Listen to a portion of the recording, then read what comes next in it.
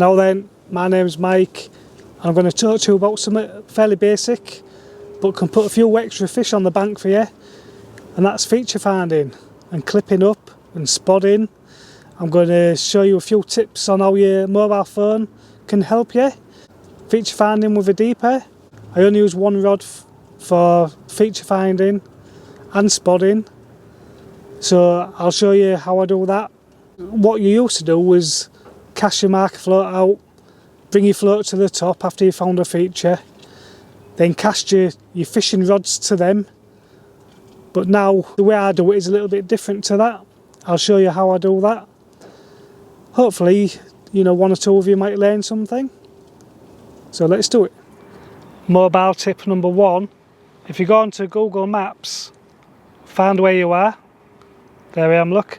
But while you're pinching to zoom, just there, a distance scale comes up. So basically, you can sort of get a rough idea how far things are. If I do that, look, that's 84 yards across there, look. So you can go do it on any lake. Just grab the marker float. It's in there somewhere. There it is. Lead already connected up. Grab a spot as well. There we go. The setup basically is just a Fox run rig kit. So that runs freely. Got an 18-inch boom that goes to a lead, and that is mainly for if it's weedy on the bottom, it's not going to get snagged up, so that can run free. That's how I leave it when it's packed away. I like to use the Shimano spod reel because it has a quick drag for when you're depth finding, for when you let a line come off a foot at a time.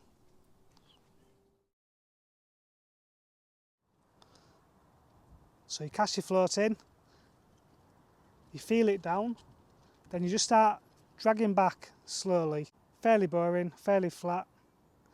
Then you'll feel something different. Here's a bit of an example. So basically the grass is flat, then this stuff, it is about a foot higher there than there, and it is gravel. So this is what it could be just like at the bottom of the lake bed. So when you've cast your marker float out, you've gone to where it's, let's say, flat, and you're just dragging along, then you'll just feel something slightly different. So when you do feel something different, just put your marker float up, and that might be 8 foot, say. So then you can drag along, and by now we can feel it is something really different. There's a bit more, it's a bit harder to pull, basically. So you might drag it maybe a yard or so, then try it again, and it might be 5 foot deep.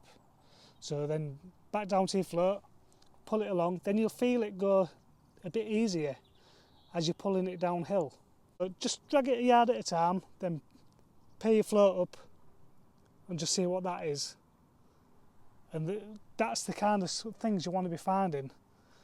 There might only be one thing like this in the full lake, or this might be full of them. This is about a foot higher. Some of these might be 8 foot higher than down there. But your best bet is from when it goes flat to where it starts.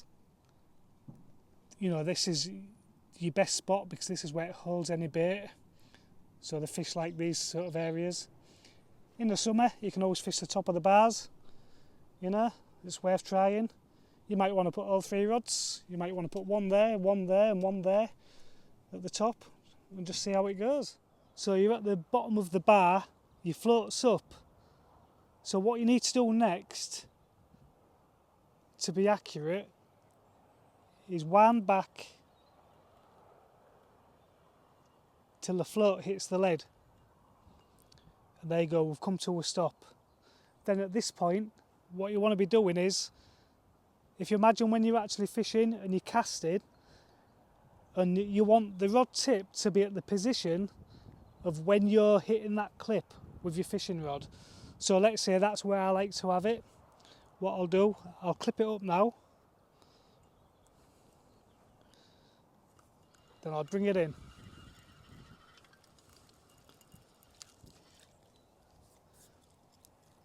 Then we'll get to the distance sticks. Then however many wraps this is you put the same amount of wraps onto your fishing rod. Mobile tip, when you've got your distance on your distance sticks, instead of writing it down, just go into your calculator, put how many wraps you've just done, do a screenshot of it, then you've got it.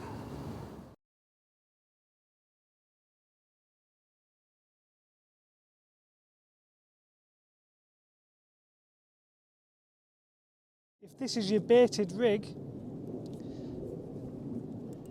and you go to make that cast, as long as your rod tip is in that same position from when you clipped up, it'll hit the same spot every single time. So then what we'll do next, with using the same rod for everything, your marker float, this comes off, just unclips, take the lead off, clip your spod on, then you're ready for spodding.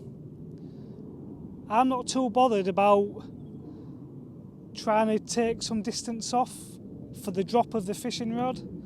I don't mind it being the same distance. What you can do, if it's really deep out there, exaggerating 20 foot, when you're spodding, sling the spod out. You don't have to have the rod tip in that same spot. You could always bring it a foot or two this way, so then the spod will be landing on the area, basically. So you're just using your lead this time, so when you're casting, you're in the weed, it won't pull, but you give it a good pull and it'll come free. Then it's where the green grass is where it's clear. So then just clip up at that, then bring it in, give it another cast until you can feel the drop every time. And just keep casting, just go a few yards to the left and the right. Then hopefully that's what you can do is just pull it, keep pulling it. Then you'll probably get to weed at the other end of the clear patch. So then just aim for that spot and get your bait in. Right, deeper fish finder. I don't ever actually use this for setting up. I like to do things my way.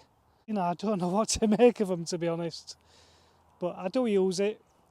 What I can do, this'll be, if my spod rod is set up for spodding, whatever range I'm fishing at, what I sometimes do, I'll clip this on, then maybe on a night I might cast on top of the spot, see if there's any fish in the area. I don't like to use them, to be honest, but my take on using this, if you do want to use it to find fish, if you cast out with it, wind it in, but when you wind it in, keep your rod at the clipped distance we was on about. So when you're winding it in, if you do come across a fish, clip it up there and then, get the wraps, transfer that onto your fishing rod. But what you've got to watch, if it's, I don't know, exaggerating 20 foot again,